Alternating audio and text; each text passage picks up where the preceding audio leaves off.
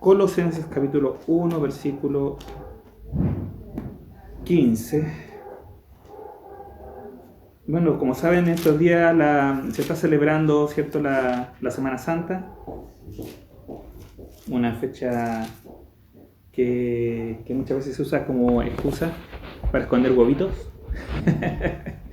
Y los niños son los que están contentos, pero que en su inicio se hacía para recordar la obra del Señor. Hoy vamos a estar hablando de nuestro Señor Jesucristo, con esta alabanza que escribe el apóstol Pablo, ¿cierto?, acá en Colosenses, a nuestros hermanos de la ciudad de Colosas. ¿Sí? Si lo tienen, voy a dar lectura. ¿Lo tienen? Sí. Ahora voy a dar lectura en la Reina Valera, ya en la versión Reina Valera de 1960, dice: Él es la imagen del Dios invisible, el primogénito de toda creación, porque en Él fueron creadas todas las cosas, las que hay en los cielos y las que hay en la tierra, visibles e invisibles, sean tronos, sean dominios, sean principados, sean potestades, todo fue creado por medio de Él y para Él. Y Él es antes de todas las cosas, y todas las cosas en Él subsisten. Y Él es la cabeza del cuerpo, que es la iglesia. En todo este tiempo está hablando de Jesucristo, ¿ya? El que es el principio, el primogénito de entre los muertos, para que en todo tenga la preeminencia, por cuanto agradó al Padre que en Él habitase toda plenitud. Y por medio de Él, de Cristo, reconciliar consigo todas las cosas, así las que están en la tierra como las que están en los cielos, haciendo la paz mediante la sangre de su cruz. Y a vosotros también, que erais en otros tiempos extraños y enemigos en vuestra mente, haciendo malas obras, ahora os ha reconciliado en su cuerpo de carne por medio de la muerte, para presentaros santos y sin mancha e irreprensibles delante de Él. Si en verdad permanecéis fundados y firmes en la fe, y sin moveros de la esperanza del Evangelio que habéis oído, el cual se predica en toda la creación que está debajo del cielo, del cual yo, Pablo, fui hecho ministro. Vamos a orar, hermano, le invito a orar por la palabra.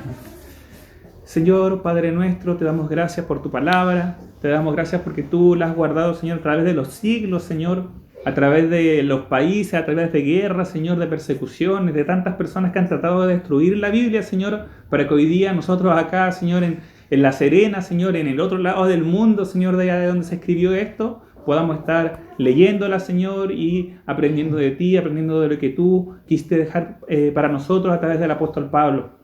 Te damos gracias por tu palabra, Señor. Necesitamos tu obra en nuestras vidas, Señor. Reconocemos que nosotros como hombres, Señor, somos seres, Señor, incompetentes por nosotros mismos para transformarnos, Señor, pero tú puedes transformarnos por tu palabra, por la obra de tu Espíritu Santo, Señor, y te rogamos que obres en nuestras mentes, en nuestros corazones, Señor, en este tiempo.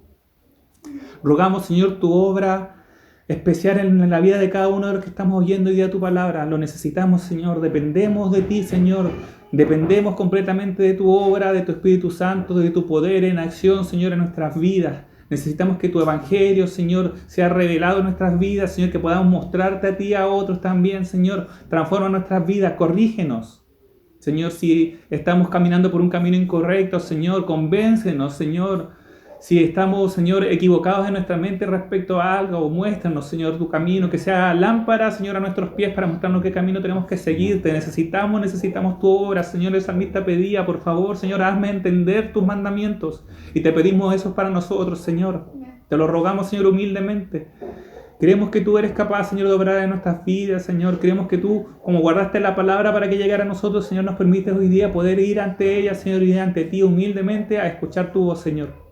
Queremos escuchar tu voz en la palabra, Señor. Ayúdame a mí, Señor, a ser claro. Ayúdanos como hermanos, Señor, a compartir también lo que tengamos que compartir, Señor, mientras conversamos de tu palabra, Señor. Porque queremos que ella, Señor, sea la que nos guíe. Queremos que seas tú, Señor, por tu Espíritu Santo, obrando a través de este medio, Señor, que tú nos diste, este medio de gracia, papá, que es la palabra de Dios. Gracias, Señor, y para ti sea toda honra, toda gloria, Señor, y para nosotros solamente tu misericordia. La verdad, hermano, es que yo preparaba este tema y cuando preparaba este tema veía cómo compartirlo. Y me imaginaba de una forma, de otra forma, buscaba y al final la verdad es que llegué a querer ser lo más directo posible con lo que Dios había puesto en mi corazón para compartirlo con ustedes. Y la pregunta que a mí me llegaba y que normalmente me voy haciendo cuando voy leyendo la palabra es si lo que yo vivo, lo que yo pienso, lo que yo siento es lo mismo que el autor bíblico, que en este caso es cierto el apóstol Pablo, vivía, sentía cuando escribía esto. Y acá está hablando de Cristo, ¿cierto? Acá se dicen muchas cosas acerca de Cristo. Y la pregunta que yo quería hacerle a usted, que es la pregunta que yo me hago a mí mismo, es: ¿esto que estoy leyendo acerca de Cristo es lo que yo pienso acerca de Cristo? Este Cristo del que está hablando acá el apóstol Pablo, este Señor Jesucristo del que está hablando Pablo a los colosenses, ¿es mi Cristo? ¿Es mi Señor Jesucristo? ¿Es el Señor al que yo alabo? ¿Es este mismo? Yo podría decir esas palabras así como la dijo Pablo, con la misma convicción que él la está diciendo ahí. Me gustaría, hermanos, que nosotros pudiéramos leer de nuevo este pasaje, pero haciéndonos esta pregunta: si cada una de estas frases, cierto, que acá están escritas, son palabras que nosotros podíamos decir con la convicción con las que la escribió el apóstol Pablo. El apóstol Pablo, cierto, en este contexto estaba en la cárcel cuando escribió esto. Y estaba en la cárcel por predicar de Cristo. Él creía en esto que estaba escribiendo. Lo creía de tal punto que era capaz de ir a la cárcel por este Señor del que él hablaba, el que le daba sustento a todo, de quién era todo y para quién era todo. Así que le voy a invitar, hermano, a que lo podamos leer de nuevo, pero que cada uno de nosotros en nuestros corazones podamos ir pensando, ir viendo si podemos decir sinceramente esto acerca de Jesucristo en nuestras vidas. Él, Jesucristo, ¿cierto?, es la imagen del Dios invisible. ¿Qué significa esto? Que Él es quien nos puede mostrar a Dios. ¿Cómo nosotros podemos conocer a Dios? A Dios no lo podemos conocer. A Dios nadie lo ha visto, ¿cierto? Dios invisible. Pero ¿quién es la imagen de este Dios invisible? Es Jesucristo. Entonces, si yo quiero ver a Dios y quiero conocer más de Dios, ¿a quién tengo que mirar? A Cristo. Entonces yo puedo decir, cuando pienso en Dios, ¿puedo pensar en Jesucristo? Porque Él es la imagen que me muestra a Dios. ¿Estoy haciendo eso en mi mente cuando estoy en mis tiempos de oración y pensando en Dios? ¿Estoy pensando en Jesucristo? Uno. Él es el primogénito de toda creación. La palabra primogénito, ¿cierto?, significa primer hijo, pero en los tiempos de los judíos la primogenitura no era solamente ser el primer hijo, sino que era un derecho. El primogénito tenía más derecho que todos los demás en la familia, ¿sí? Tenía derecho de herencia más que todos sus hermanos. Y se acuerdan, ¿cierto?, que en la Biblia hay casos donde la primogenitura hasta se vende, porque era un derecho que alguien podía adquirir. Entonces acá cuando se dice que Cristo es el primogénito de toda creación, significa que Él es el que tiene el derecho sobre toda la creación. Vemos a Cristo, como lo veía Pablo, como el dueño, el que tiene derecho sobre toda la creación, sobre toda esta creación que nosotros vemos. Él es el dueño, completamente dueño de la lluvia que está cayendo hoy día. Ahora no sé si hay lluvia, si llama la lluvia esto o no, porque para mí es lluvia, que soy quiqueño, ya, yo soy de allá del norte, así que esto es lluvia, para mí. La Carla que es de Concepto, no sé cómo le llaman, una llovizna, ya este chispeo, esta gotita. Pero vemos a Dios como el dueño de todo lo que creamos, vemos a Cristo como el que tiene derecho sobre todo, incluso en nuestras vidas y nuestros cuerpos. Dice el versículo 16, porque en Él fueron creadas todas las cosas, las que hay en los cielos y las que hay en la tierra, visibles e invisibles. Y acá se van a nombrar cosas que son invisibles, que son tronos, dominios, principados y potestades. Estas cuatro palabras, haciendo un paréntesis, son palabras que se utilizan en la Biblia para referirse a los ángeles, ¿ya? A los seres angelicales. Todo, seres angelicales y seres no angelicales acá, todo fue creado por medio de Él y para Él. Si para Pablo era claro esto no solamente se lo dice a los colosenses, se lo dice a los efesios, se lo dice a los filipenses. Todo es para Cristo. ¿Para quién soy yo? ¿Para quién es mi familia? ¿Para quién es mi trabajo? ¿Para quién es mi vida, mi día a día? Reconozco en mi vida que mis hijos son de Él, no son míos, primeramente, porque Él los creó y tiene derecho, ¿cierto? Ya lo vimos antes, pero también son para su gloria y no para nuestra gloria. Que el Señor nos ayude en todo esto. Y Él es antes de todas las cosas y todas las cosas en Él subsisten. O sea, no solamente las creó al principio, ¿cierto? Y no solamente apuntan hacia Él. ¿Te está llamando? Misael. sino que las cosas que están existiendo hoy día, esto que estamos tocando, subsisten por su poder. Si todo esto que está acá existe, según el apóstol Pablo, subsiste gracias a Él. Reconozco que mi existencia, la existencia de mi familia, la existencia de nuestros seres queridos y del mundo, es solamente gracias a Él y por su pura buena voluntad, que Dios si quisiera, gracias a Dios que no lo hace así, pero si Dios quisiera podría ser así, y chao pescado. Quizá la palabra muy informal, y todo desaparece y no tenemos nada que decir porque Él es dueño de todo es de Él y es para Él, y gloria a Dios porque Él no es así, ¿cierto? Él no actúa así. Pero todo subsiste gracias a Él. Cuando nosotros plantamos una plantita y la vemos crecer, esa planta tiene vida gracias a Cristo, a Jesucristo, al Hijo, quien es Dios. Y Él es la cabeza del cuerpo que es la iglesia. ¿Lo vemos a Él como nuestra cabeza? Me acuerdo alguna vez conversando con alguien de una congregación y él decía, el problema de los evangélicos es que a diferencia de los católicos tienen una cabeza, que es el Papa. Y nosotros tenemos cabeza, ¿no? Sí, o sea, todos tenemos cabeza. Creo que todos tenemos cabeza acá. Pero acá dice quién es la cabeza del cuerpo, que es la iglesia, y esa cabeza es Jesucristo. Él es cabeza de cada uno de nosotros, Él es nuestro guía, ¿cierto? Nuestra mayor autoridad, pero no solamente de nosotros, sino también de mi hermano que quizás vive una cuadra más allá y nosotros quizás ni lo conocemos, o de la iglesia ese que está ahí en la otra esquina, o allá en África, o allá en China. Él es la cabeza de todos nosotros y nos une, somos parte de un mismo cuerpo. Gloria a Dios por Jesucristo. Lo reconozco a Él como la cabeza y nosotros como simplemente partes de ese cuerpo. Nosotros no somos toda la iglesia, sino que somos una parte junto también a nuestros hermanos. Que Dios nos ayude a estar, ¿cierto?, en paz con nuestros hermanos. Y esto también otro paréntesis. Algo que pasa acá en Chile mucho, y es lamentable, es que hay muchas iglesias que no se llevan entre ellas, ¿cierto? Que se tiren malas. No sé si usted alguna vez ha visto, pero iglesias que han pasado predicando una frente a la otra y ni se saludan. Imagínense compitiendo para ver quién predica en qué calle. No, pues, hermanos, somos el mismo cuerpo. Tenemos una cabeza, que es Cristo. Nosotros tenemos que amar a nuestros hermanos de otras congregaciones que han nacido de nuevo, y gloria a Dios por ellos, porque sean de nuestra congregación o sean de otra congregación, si han nacido de nuevo, son parte del mismo cuerpo que somos nosotros, y gloria a Dios por eso, porque la gloria es de Él.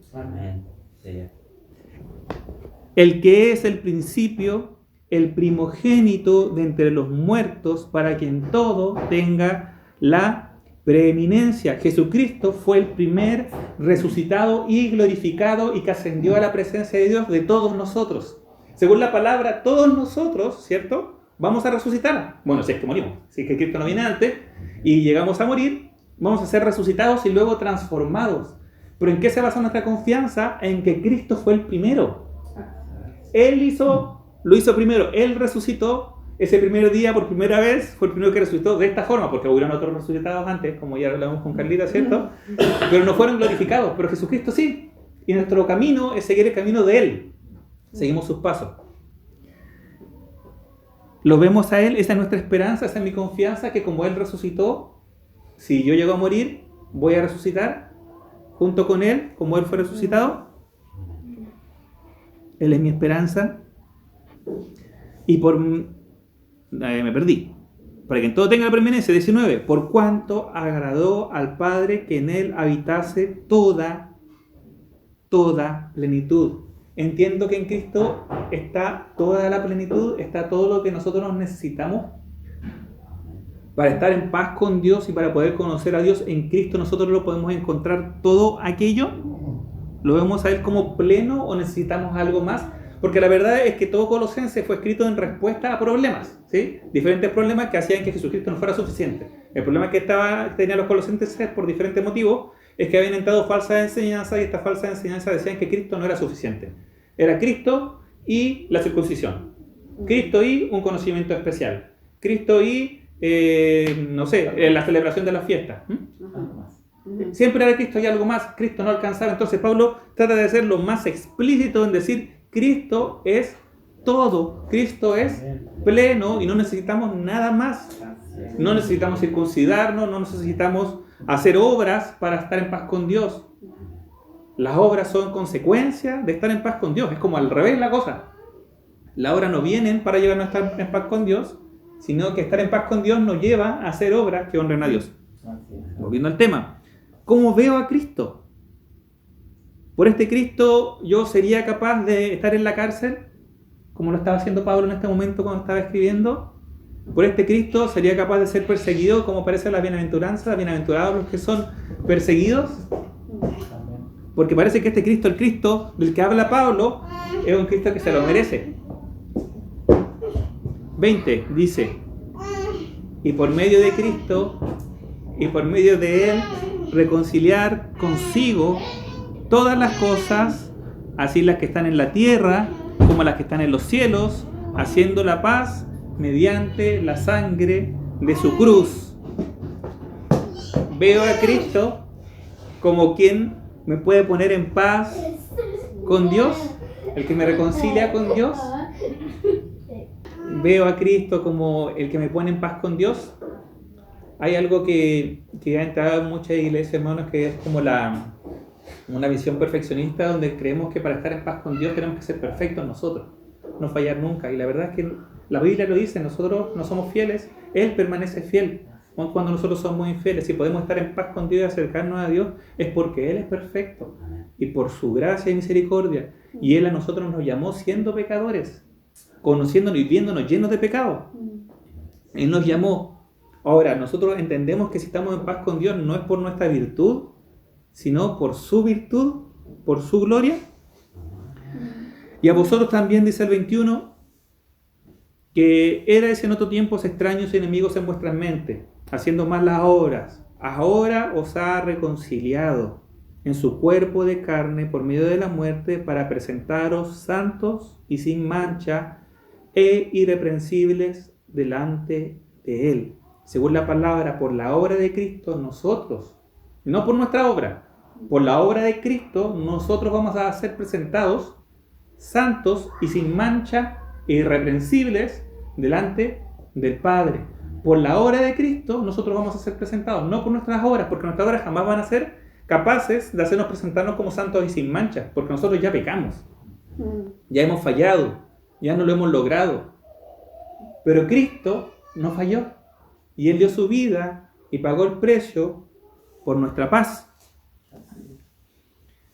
Si en verdad permanecemos fundados y firmes en la fe, es decir, en la confianza que tenemos en Cristo, y sin movernos de la esperanza del Evangelio que habéis oído, es decir, de la esperanza que tenemos en Cristo, el cual se predica, que es Cristo, ¿cierto? El Evangelio, en toda la creación que está debajo del cielo, del cual yo, Pablo, dice el autor acá, ¿cierto?, fui hecho ministro. ¿Cómo veo a Cristo? ¿Cómo veo a Cristo en mi vida? Esa es la pregunta que hoy día quería dejar para cada uno de nosotros.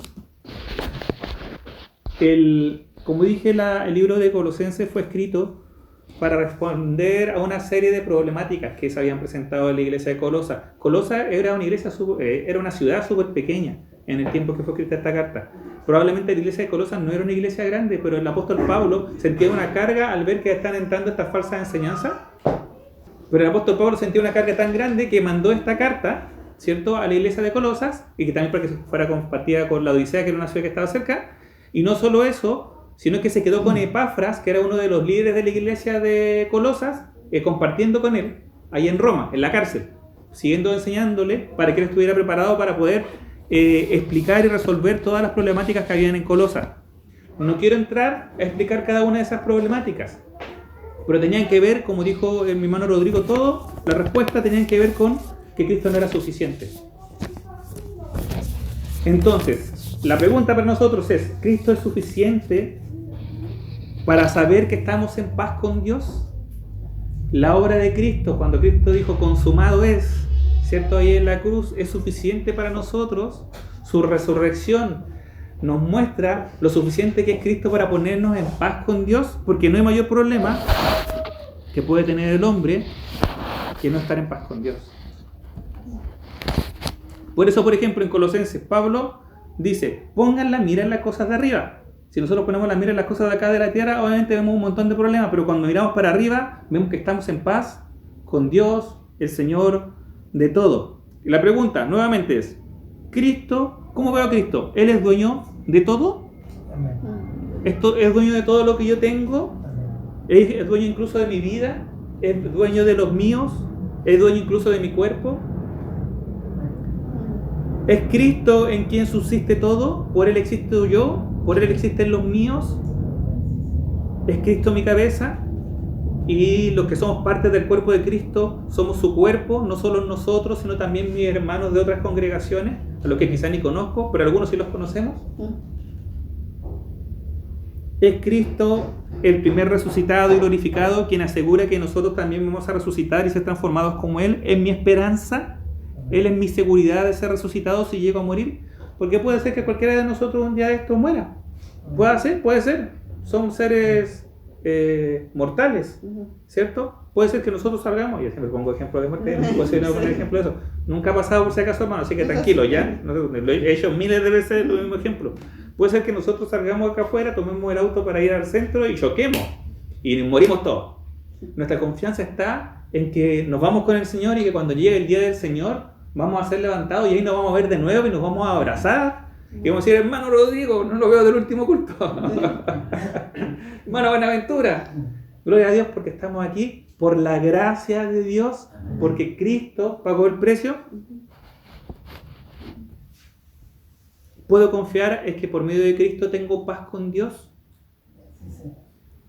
Que Dios nos ayude, porque de verdad esta es una lucha en muchas iglesias actuales. ¿Cómo estoy en paz con Dios? Y muchos intentan, como recuerdo en un mensaje que el hermano Rodrigo predicó a finales del año pasado, también en Colosenses 2, y él nos compartía acerca de cómo en algunas iglesias lamentablemente se enseña que hay que pagar cierta cantidad de dinero con una ofrenda así de fe para estar en paz con Dios. En otros lugares se enseña que hay que estar todos los domingos fijos congregándose, porque si no todos los domingos entonces no estoy en paz con Dios, y podríamos poner miles de ejemplos de cosas que suceden en diferentes iglesias. ¿Y para qué hablar de los católicos? ¿Para qué hablar de los testigos de Jehová, los adventistas, los musulmanes, que creen que hay que hacer otras cosas para estar en paz con Dios? ¿Sabemos que Cristo es suficiente para estar en paz con Dios? ¿Estoy en paz con Dios? Amén. Bueno, si esto es así, hermanos, si la respuesta a estas preguntas es así, entonces estoy permaneciendo fundado en la fe, estoy permaneciendo sin moverme de la esperanza del Evangelio. Y todo esto es verdad para nosotros. Así que el Señor nos ayude a, estoy terminando con esto, ¿cierto?, a permanecer en la fe. Que el Señor nos ayude a permanecer en Cristo. Que todo lo que hagamos, sea de palabra o de obra, dice Colosenses también, sea en su nombre. Que todo lo que vivamos sea para Él. También lo dice Colosenses. ¿Para quién? Para Cristo nuestro Señor. Así que eso, hermanos, quería compartir hoy día.